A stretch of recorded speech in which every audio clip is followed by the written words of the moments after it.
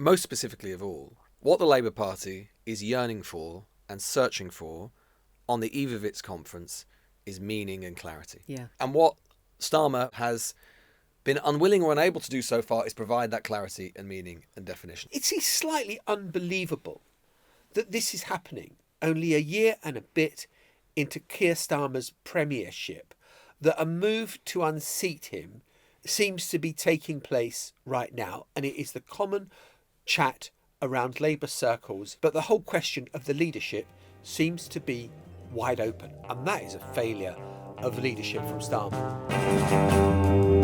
It's John. It's Emily. It's Lewis. And sometimes you learn about leadership intentions from huddled corners, tiny whispers, little hints that might come from a putative leader's friends, allies, colleagues. But this is very different. This has come in the form of, for a start, a front page, a cover of a magazine, The New Statesman, a very long interview with Tom McTague. It's an extremely good interview, actually. And he really talks to Burnham about his intentions, his ideas, his policy, his leanings, where Andy Burnham espouses what he calls Manchesterism. This is the man who's been the mayor of Greater Manchester for nearly a decade now, and talks about Manchesterism being a kind of aspirational socialism. We can go into that a bit further. But as this hit the newsstands, he then doubled down. Instead of sort of pulling away and saying, "Oh, I think I, might have overdone that," or I think I wasn't expecting it to land quite in the way I thought.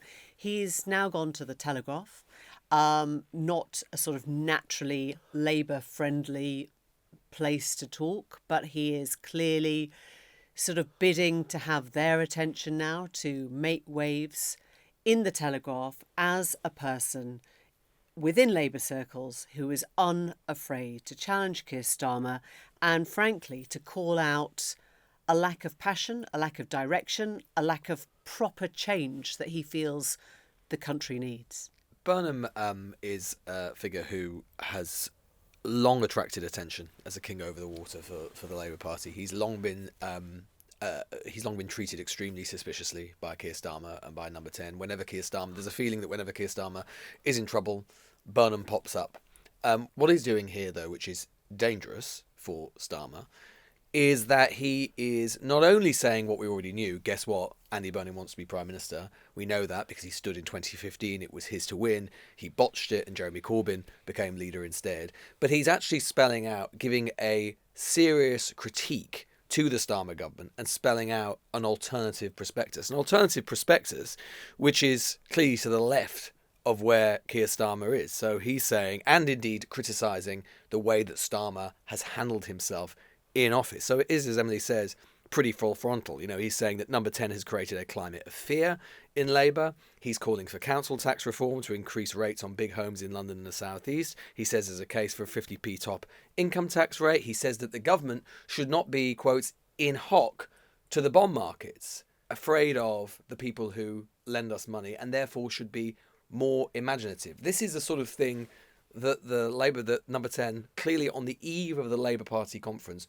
will not welcome. He is doing something, he's going over and above what he has done before, where he's basically indicated that he might be interested in return to Westminster. He is setting out his stall comprehensively. Yeah, and the phrase that is used, which I think is a complete misnomer, is that he is on manoeuvres. A country has military exercises. NATO has military exercises. This is more akin to February 2022 when Russian troops are massing on the border with Ukraine. He's massing his army ready to go over the top, to go into full operational leadership mode. Well, he's saying actively, he said in the Telegraph, that Labour MPs are asking him to stand, which is very, very explicit. And it just gives him a tiniest bit of distance when he says, "Oh, it's Labour MPs who are urging this on me." It's not my own personal ambition, of course. It's just that Labour MPs are so dissatisfied with what is happening down there in Westminster that makes him feel, I've got to do this. And it'll be fascinating to see how this unfolds, because, it's slightly unbelievable that this is happening only a year and a bit into Keir Starmer's premiership that a move to unseat him seems to be taking place right now, and it is the common chat around Labour circles, not necessarily we've got to get behind Burnham, but the whole question of the leadership seems to be wide open, and that is a failure of leadership from Starmer. I think there would be no point in Burnham denying that he had ambitions for Westminster, for the premiership, because we know he's been there twice before. In other words, he's trying to be straight talking about this. He's trying to come across as somebody who isn't, as you say, on manoeuvres, who is setting out his stall. And just to go back to that stall for a moment, I think it is quite interesting, this line about not being in hock to the bond markets. I mean, that whole James Carville phrase, when I come back, I want to be reincarnated as the bond market, suggesting that the most powerful thing in institutional life is what the bond markets can do to any politician or their policies. I think Andy Burnham is trying to set himself up against Rachel Reeves, who, as we know from that moment in the Commons when she cried, she looked like she might be about to be sacked and then was saved by the bond markets. He's saying, I don't like Reevesism. I don't like the way that the Chancellor is going about the economy. He's already called for an end to the cap on 2 children having child benefits. In other words, he's, I think, describing a much more muscular kind of Labour position. Yeah, you can call it left, you can call it Brownite maybe. You can just call it something that has a few more teeth to it. He's prepared to challenge Reeves. He's prepared to challenge things that, might have seemed settled, like, the cap on child benefits, because it is such an obvious place to correct huge amounts of child poverty in this country. He's prepared to take on council tax. And I think what he's trying to do is say, where are you on all this? I mean, where is Labour on this? And I think that's where he will chime with quite a lot of the party right now. Yes, they know Andy Burnham. Yes, they know what he's done for Manchester. Yes, they know that he's actually failed to get the job twice beforehand. But I think the timing is such that right now there are a lot of people in and around Keir Starmer who are like, I don't understand why we're here. I don't understand why you were so dependent on Morgan McSweeney. I don't understand why we had the catastrophe over the UK ambassador to Washington, Peter Mandelson. I don't understand how we got ourselves in the position of the sacking of Angela Rayner. I don't understand where everything's gone wrong. And Burnham's saying, well, maybe we just try and be a bit more the party that we should have been from the start. Well, I mean, most specifically of all, what the Labour Party is yearning for and searching for on the eve of its conference is meaning and clarity. Yeah. It is yearning for definition and a sense of moral mission, which is something that the Labour Party, every single activist from the sort of Blairite right of the Labour Party to the Corbynite left of the Labour Party on some level yearns for and wants.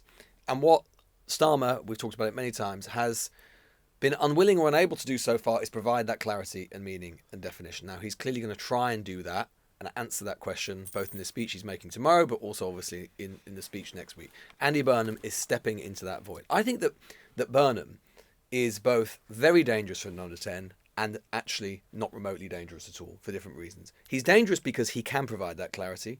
Let's be clear, people are talking about him because he has been a very successful mayor in Greater Manchester. He clearly has a lot of political saleability and political strength. He won in his mayoral elections every single ward in Greater Manchester. That doesn't happen by accident. Even in the most Tory wards, he has clearly got a tremendous amount of political appeal. He also has a following within the Labour Party. His problem, of course, is simply that he's not a member of Parliament. Yeah. The Labour Party is in a way in a similar-ish position. I don't think it's as bad, but you could argue, you and I, Emily, talked about this with Luke Trill last week. The Labour Party is in a sort of mindset, a bit like the Conservative Party was in 2019 with Theresa May. It's feeling exasperated with her. The Conservative Party wanted another direction. There was a clear king over the water then. His name was Boris Johnson. He also had an alternative prospectus in the form of an alternative Brexit deal. Hey presto, he comes in. What was the difference between him and Andy Burnham? Boris Johnson was a member of Parliament. And the constitute the political mechanism to get him into Parliament is a torturous and difficult one. So if I were number 10, yes, I'd find this irritating, and they are briefing hard against him today. Hard. One Labour source telling everybody the same thing. I wonder how the people of Greater Manchester would feel about him ditching them, crashing the economy and sending their mortgages through the roof. So they are coming for him. But on another level, at the moment with Burnham, it's he and whose army, because he's not a general on the field. Exactly. And, just play it through, the politics of this, particularly with reform in the position it is in the polls right now, where it's riding high. You call a by-election, some Labour MP who's a mate of Burnham says, right, I'll stand out, I'll get out the way for you. He becomes the approved candidate for the Labour Party in said by-election. It is going to be a frigging circus, because you're going to see massive tactical voting to stop Andy Burnham, because it'll be so funny, so hilarious, that the idea that Andy Burnham is kind of trying to line up a safe seat just so that he can become Prime Minister. It's the sort of thing that voters would think, oh, bollocks to that. I'm not having anything to do with it. I'm not voting for Burnham because of it. And Labour are not riding high in the polls at the moment. There is absolutely no guarantee of any seat being safe for Andy Burnham to fight right now. So if Burnham does this, there is a massive gamble, a roll of the dice, because if he fought a by-election and lost, he would look a right chump. I also think, to your point, Lewis, he is opening up a space between himself and Starmer.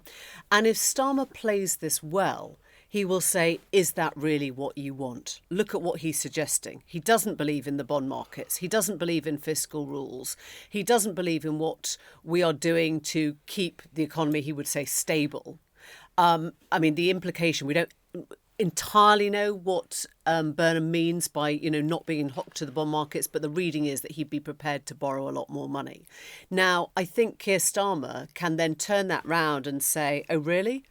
Do you want the fiscal rules to go out the window then? We've got, 96% costs on borrowing. Is that really what you want? And so there is a world in which Burnham becomes quite a useful sort of stooge or control, whereby Starmer says, tell me that's what you want. Is that really what you want? Because I didn't think you liked it when Liz Truss didn't like the bond markets. I didn't think you liked it when she forgot all the fiscal rules. Is that, to your point, the line about, people crashing the economy, that's what they're suggesting. They're trying to line Andy Burnham up as a kind of Liz Truss wannabe and say he would be as careless as she was with your money.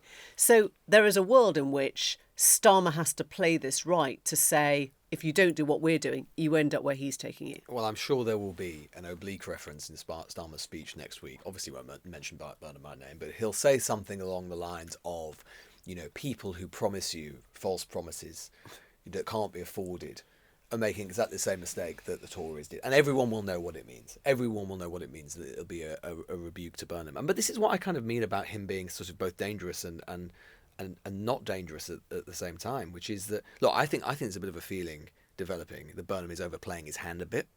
Because, oh no, where'd you get that from? Well, no, but I don't mean in number 10. I mean even among a median Labour MP. Look, median Labour MP right now, they are kind of terrified about reform. Yes, I don't think it's impossible at some point of this Parliament, if the polling is where it is now, that clearly the Labour Party might be willing to consider more drastic options. There is still a feeling, though, that we're only a year in to a 5-year Parliament. The mechanism for getting Burnham into Parliament is not clear. It's worse than just the by-election, John, and what a kind of, as you say, what a circus it would be. In order for him to stand, right, the NEC, the National Executive Committee of the Labour Party, would have to allow him to be a candidate in this selection, right? Now that means that the Starmer-controlled NEC, as it currently is, would have to allow Burnham, who has already made it clear that he wants Starmer's job, to stand in that by-election to come into Parliament. Starmer would have to basically turn around. Do you fancy my job? But that's why the deputy leader becomes so critical. But right? that's still just one. So Lucy Powell, who's obviously running for deputy leader, is kind of Burnham's person. If she becomes deputy leader, she gets an automatic place on the NEC. That helps Burnham, but that's still just one seat on the NEC. So that's difficult. And also, they'll be able to say, number 10 will be able to say, hang on, Andy Burnham, your term as Greater Manchester Mayor doesn't expire until 2028. So you're going to continue as Mayor of Greater Manchester and be an MP at the same time. And if you're not, I think that Dan means... Jarvis did that. Yes, he did, but this is a bigger thing, right? And Dan Jarvis stopped doing it in the end because he said it was too much work. But I mean, there is a precedent for having and Boris both Johnson those did roles. it, yes, for a brief period. Yeah. But but also the point is, if he doesn't, then there has to be another by-election, and this time for the Greater Manchester mayoralty. I was talking to a Labour person last night who said, we'd probably lose that right now. So the NEC can sort of turn around to him and say, we can't afford, Mandy, and we'd love to have you in Parliament, but we can't afford to possibly risk a Greater Manchester mayoralty by-election. So honestly, I actually read this with Burnham to some extent. I think it's a kind of cri de coeur. I think it's almost like a sign of desperation. He's desperate to get back in to the Westminster game, however much he kind of pretends that he abhors it. He's desperate to do it. He's been desperate for some time. And actually, he can't see a path to it. And that's why he's doing Or these he just interviews in wants this a bigger way. role. He wants something from this that doesn't end in the Premiership, but ends in him Wow, being brought but into the what is Keir that? circle. What But could Starmer that now be? hates him. So I don't know. And also the kind of, I mean, you were talking about the briefing operation. The other Get thing sent that to Washington? Andy, how do you fancy A long how do you fancy trip. change of scene? exactly.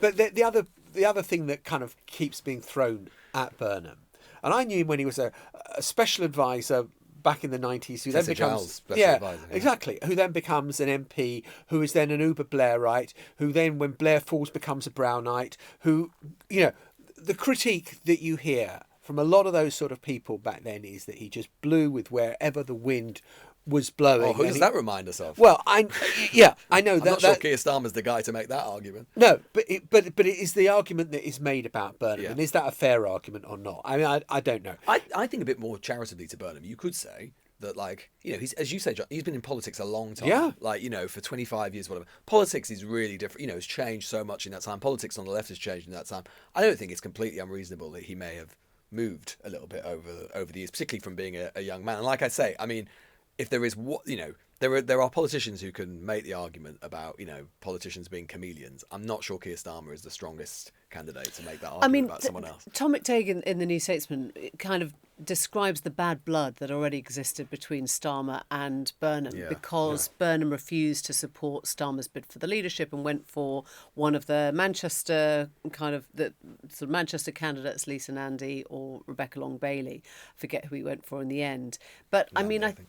Was Nandy, it? I think. Yeah. You're right. So I mean, so there was always, I think, that sense of on a personal animus between the two of them. Oh yeah, they can't stand each other. They can't stand each other. And I guess the other thing about Andy Burnham is, do you think, and this sort of plays to a bigger question, which is, has somebody who's been for the job twice and failed got closer to realising who they are and what their politics are, and are they now happier in their skin being who they are? Or did the electorate just look at you and kind of go, okay, that ambition's been sitting there for a while and, I don't really... I mean, the thing that always comes to mind for me is David Miliband, who kept on sort of jabbing and then running at Gordon Brown. He wrote that big op-ed piece for The Guardian. And the Sunday Times, the exactly, profile. and it was very interesting that he sort of went towards it and then didn't quite dare, went towards it and didn't quite dare. James Pennell resigned from the cabinet to free up the space for David Miliband, Right.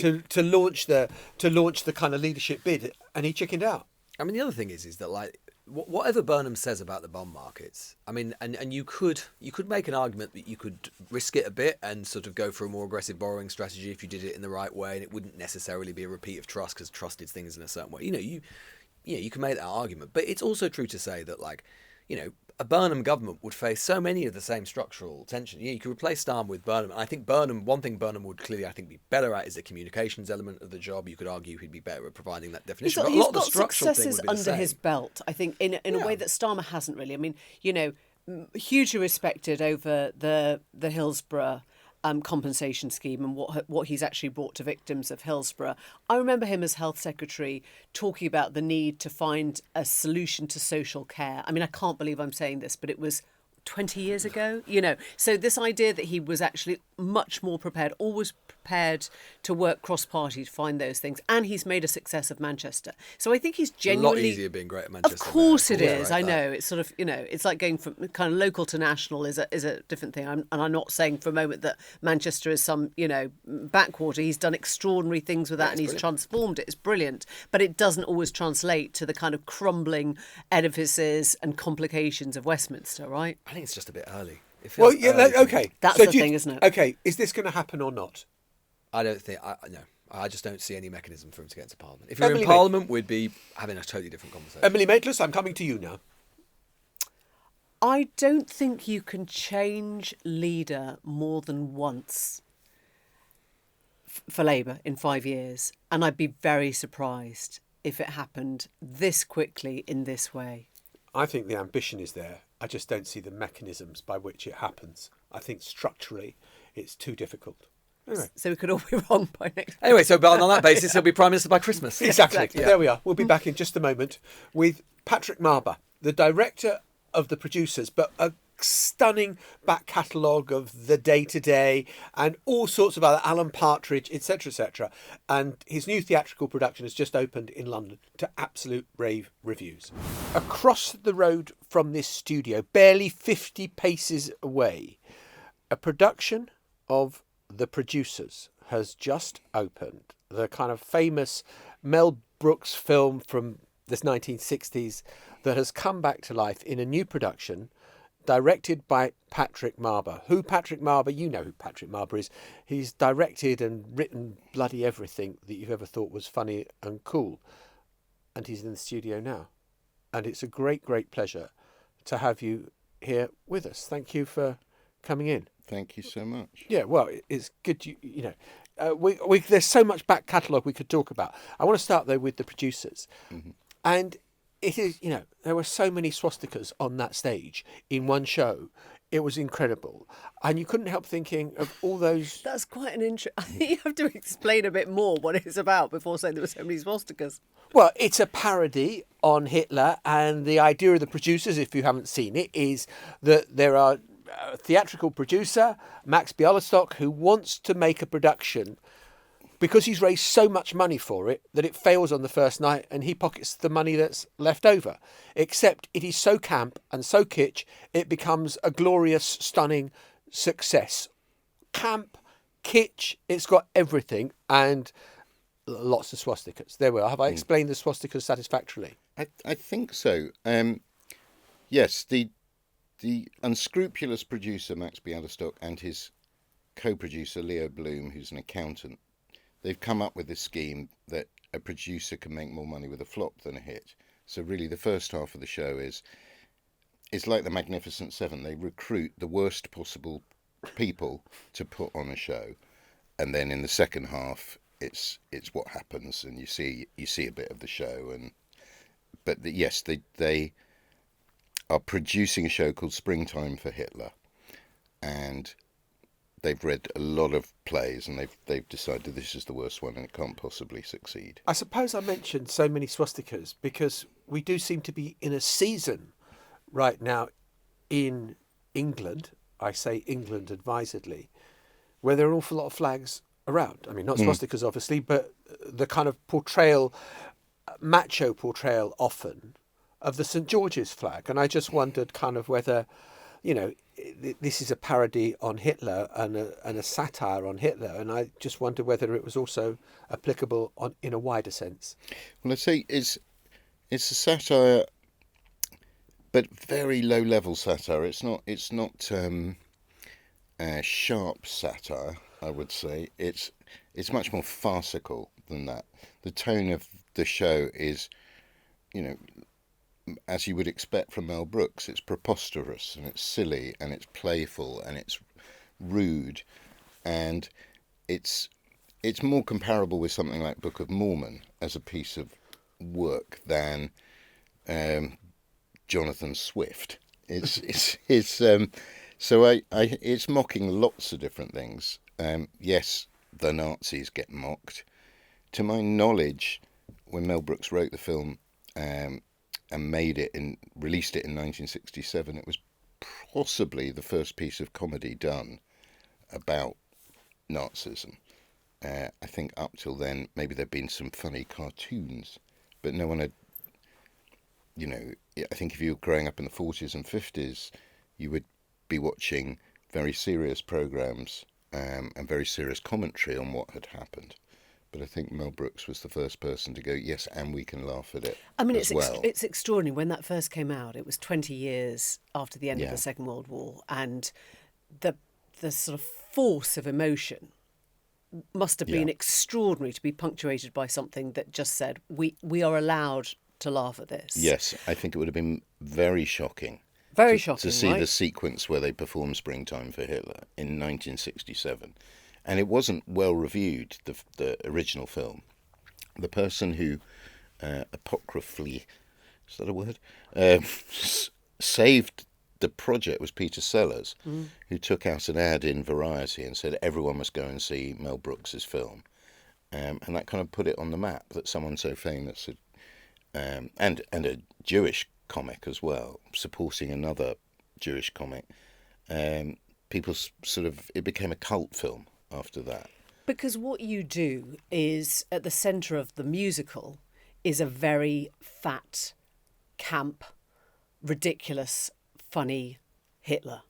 And you Yes. give people permission to laugh instead of feeling Yes. rage. What happens in the show is that the person who's cast to play Hitler, who is in fact German, breaks his leg on opening night, and the director of the show, who's very, very camp, character called Roger Debris, who's brilliantly played by Trevor Ashley, who is by day a drag queen. That's his profession. He's a brilliant actor, but fundamentally Trevor's a drag queen.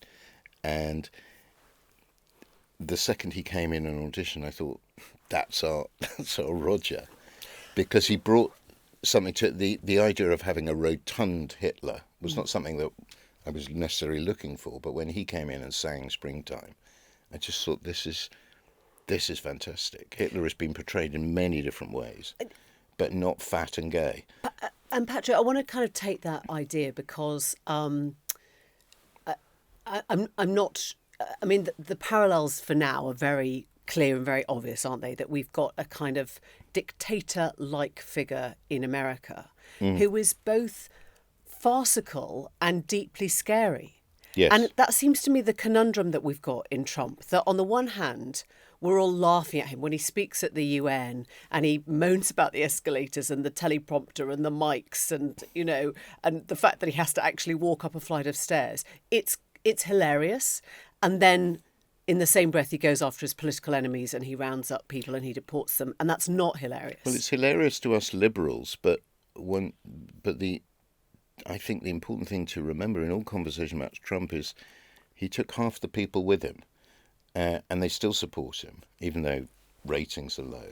That something has happened in America and in the culture that is so profoundly different to anything that has gone before. He's a president like no other president has ever been. I mean, I remember in the olden days when we used to think Bush was an idiot, and would laugh at Bush because he couldn't pronounce words very well, or there were malapropisms, and he called the Pakistanis the Pakis at one point and didn't realise that could possibly be insulting. We thought he was an idiot, but now W seems like a grand statesman from a forgotten Socrates, era. yeah. Well, I mean, W jokes about it. He says, you know, because someone said, "Do you must hate Donald Trump?" He said, "I love Donald Trump. He makes me look like Thomas Jefferson." Yeah. And Well, he's right. And there is an element of that.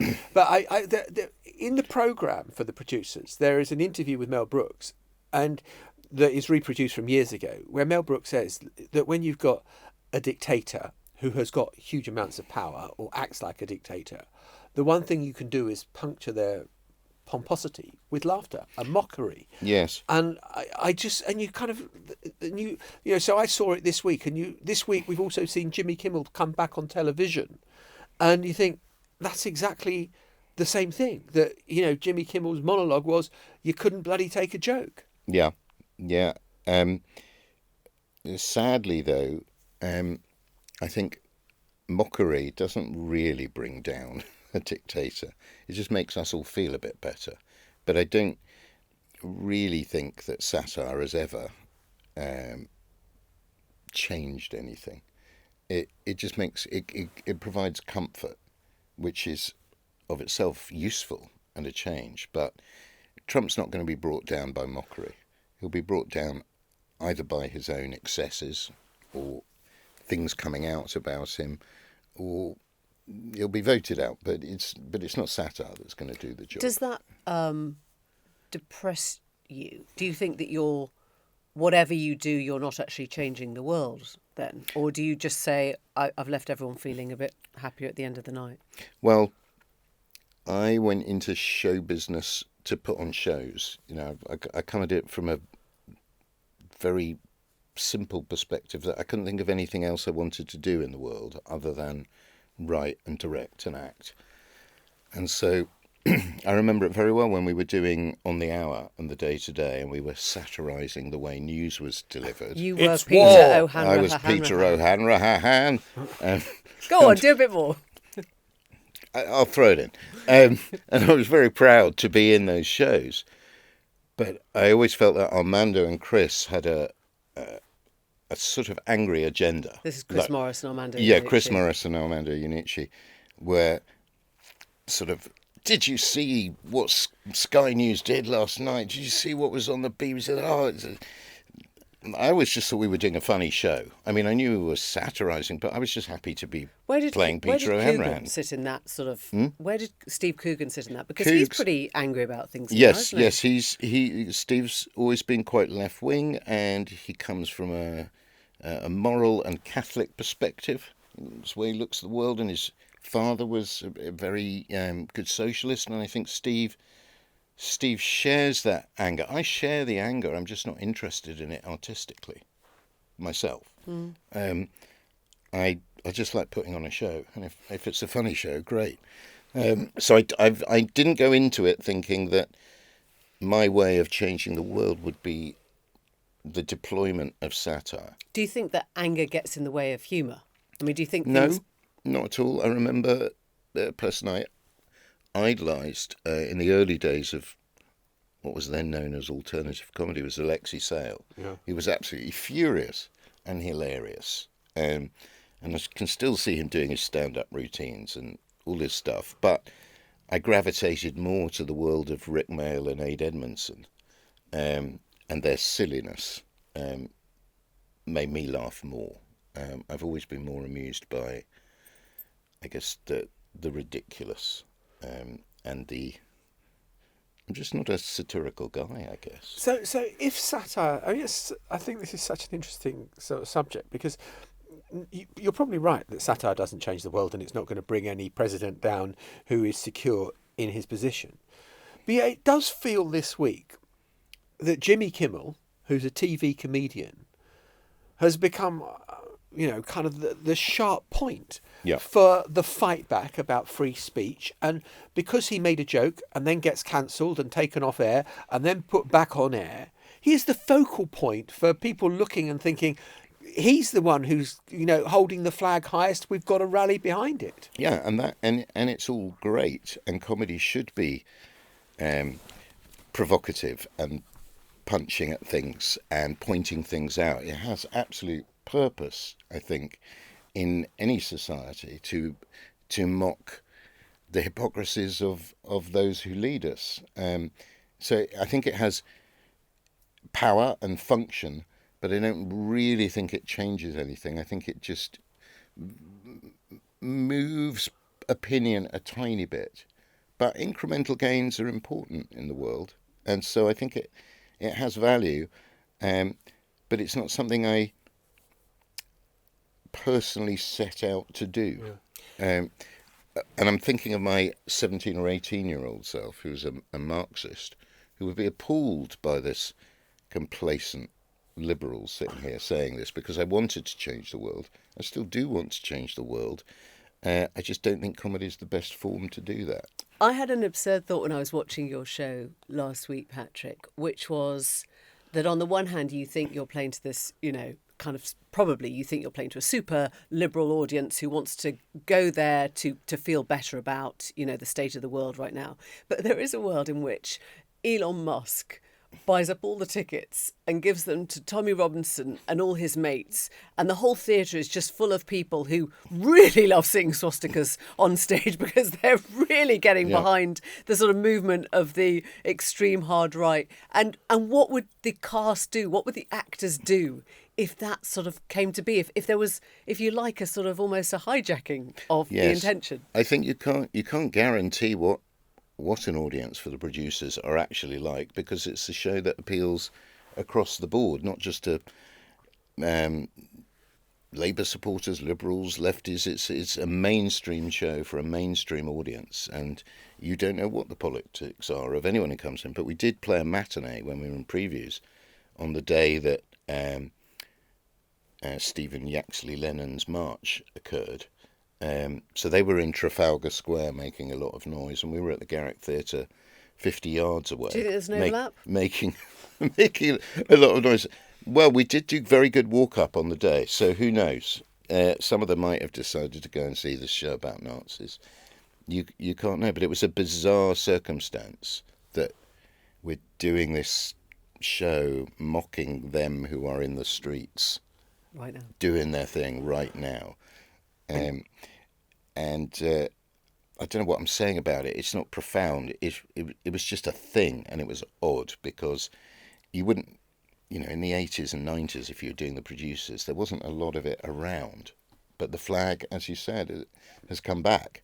But I wonder whether your 18-year-old self, the Marxist, the kind of wanting to change the world, would have been quite proud that there you were in 2025 launching this show, which was parodying some of the absurdity that was taking place at Trafalgar Square. I think I'd have felt, well, at least there's a position here. Because the message of the producers in the end is in the final number, which is called Prisoners of Love. And it's a sweet romantic number, and it sort of, the show is saying we're all prisoners of love in the end. That's what drives us. That's the biggest motivation for humankind, is to love each other. And we're compelled to. We can't not love each other. And I think that's why the show works night after night, because its heart is soft and giving. So it's not brutal satire. It's kind of loving and embracing and shocking at times. I mean, it's amazing watching mainly the younger people in the audience, watching them watch the Springtime for Hitler number. They can't believe it. They're amazed that you can do this on a stage, and that because it's so not what they've grown up with to expect a show to be, and it's joyous to see that liberation of these souls who are allowed to laugh at things they didn't know they were allowed to laugh at or had been forbidden to laugh at.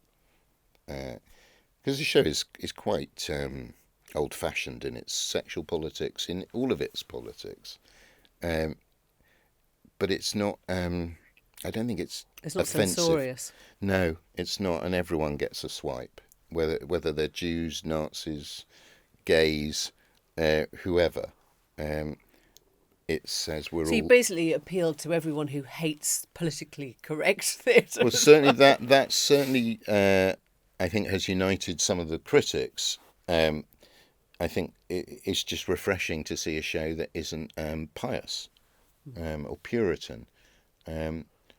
Certainly not Puritan. But that has its heart in the right place. It's also kind of sexy, the show, because it's got beautiful chorus girls and chorus boys, and it's about love, and I think the relationship between Ula and Leo is kind of sexy when they dance together in the That Face number. I think the choreographer, Lauren Lataro, has done a beautiful job. It's like you're watching something from the 50s, and it has proper romance. So I think it's got a bit of appeal for everyone. Patrick, a great pleasure. Thank you so much for coming in. My absolute pleasure. I'm sorry I didn't do enough Peter O'Hanrahan for you, but we'll find the clip. I'll come back one day. You can come back. You're welcome anytime. Thank you so much. Thank you. Incredible. President Trump has now demanded an immediate investigation into whether UN staff actually sabotaged him at that United Nations General Assembly speech that he gave on Tuesday. He wrote on Truth Social, "A real disgrace took place at the United Nations. The teleprompter failing to start, the escalator stopping, and sound problems in the hall." It transpires that after he finished speaking and he went to ask Melania how he did, she said she couldn't hear a word. So he now thinks that he has been sabotaged and he is looking to have people arrested. Yeah. Why does he want to arrest everyone for everything these days? He loves arresting people. He went on to say on Truth Social, all security tapes at the escalator should be saved, especially the emergency stop button. The secrets... Don't laugh, I'm reading this as seriously as I can. The Secret Service is involved. Thank you for your attention to this matter. I still find that so sweet. Thank you. We should sign off like that every day on this show. Oh, Thank shall you for we? your attention to this matter. For Yeah. For We'll these see you matters. tomorrow. The trouble is somebody is going to get fired for this. And he's probably going to end up pulling America out Indicted, of the Pam UN because of the escalator. I mean, that's how things He'll demand actually happen Antonio now. Guterres' resignation Yeah, for the red button. for the red button. Thank you for your attention to this matter. We'll see you tomorrow. As Bye-bye. always. Bye. Bye-bye. The Newsagents. This is a Global Player original podcast.